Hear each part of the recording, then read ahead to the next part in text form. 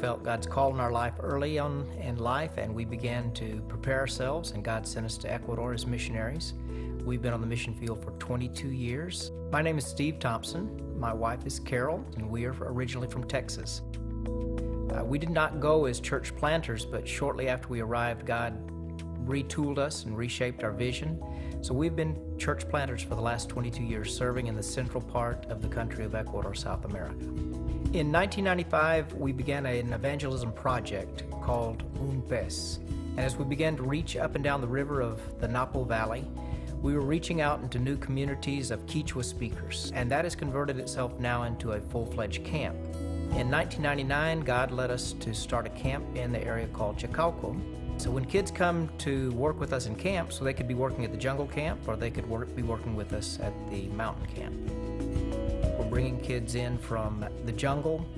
We've had kids come in from 12 hours away. With Servant Life, we're bringing Servant Life kids in to help us with a children's camp and then with a youth camp. They are utilized, being able to provide for what they need in serving of food.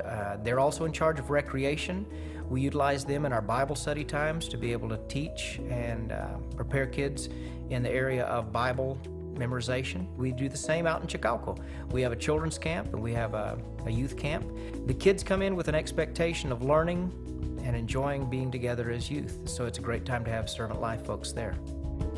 Now the camps vary because of their settings. The jungle camp is very rustic, but it's a beautiful place. It's a great place just to get to know the Lord and see Him at work.